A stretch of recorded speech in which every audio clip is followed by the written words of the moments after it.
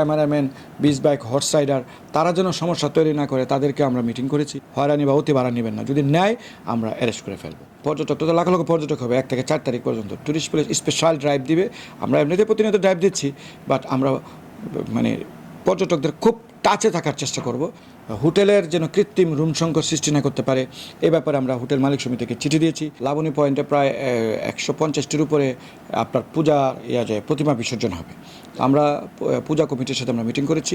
তাদের যে পয়েন্টগুলিতে সিকিউরিটির প্রয়োজন সেই সিকিউরিটির জায়গাগুলো আমরা মতামত নিয়েছি এবং ওই আলোকে আমাদের সিকিউরিটিটা আমরা সাজিয়েছি। তো সর্বাগ্যে আমরা যে জিনিসটা টার্গেট করবো সেটা হচ্ছে কোনো ছিনতাইকারীরা যেন এই ভিড়ের মধ্যে চিন্তা না করতে পারে। আবার মহিলা ছিনতাইকারীরা গতবার চিন্তা করেছে, এই কারণে আমাদের মহিলাও গোয়েন্দা টিম থাকবে, আমাদের বাইনোকুলার টিম থাকবে, আমাদের সিসিটিভি থাকবে এবং পর্যাপ্ত আলোর ব্যবস্থা আমরা করব এবং খুব ডিসিপ্লিন ওয়েতে ট্রাফিক ব্যবস্থাপনার সাথে আমরা সমন্বয় করে জেলা ট্রাফিক ব্যবস্থাপনা ওনাদের সাথে সমন্বয় করে অলরেডি পুলিশ সুপার মহোদয়ের সাথে আমার কথা হয়েছে।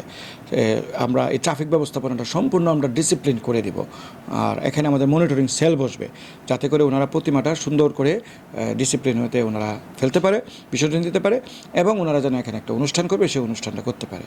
তো এখানে পুলিশ থাকবে, র্যাব থাকবে এবং জেলা পুলিশ থাকবে, আমরা থাকবো, এপিবিএন থাকবে এবং পর্যাপ্ত পরিমাণে একবার নিশ্ছিদ্র নিরাপত্তার বলয়ে এই প্রতিমা বিসর্জন এখানে হবে। আর এই উপলক্ষে পর্যটকরা যারা আসতেছেন, পর্যটক তো লাখ লক্ষ পর্যটক হবে 1 থেকে 4 তারিখ পর্যন্ত। ট্যুরিস্ট পুলিশ স্পেশাল ড্রাইভ দিবে।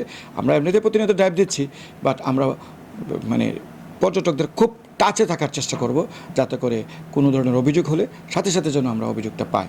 এক্ষেত্রে আমরা অভিযোগ বক্স বাড়িয়ে দিচ্ছি, অভিযোগের যে টিমগুলি আমরা বাড়িয়ে দিচ্ছি এবং আমাদের গোয়েন্দা টিম বেশি আমরা বাড়িয়ে দিচ্ছি। আর যেহেতু সরাসরি মনিটরিং সেল থাকবে এবং পর্যাপ্ত আলোর ব্যবস্থা থাকবে, আশা করি কোনো ধরনের সমস্যা হবে না। তবে আমার যে জিনিসটাতে আপত্তি সবসময় ছিল এবং আছে সেটা হচ্ছে যে হোটেলের যেন কৃত্রিম রুম সংকট সৃষ্টি না করতে পারে এ ব্যাপারে আমরা হোটেল মালিক সমিতিকে চিঠি দিয়েছি।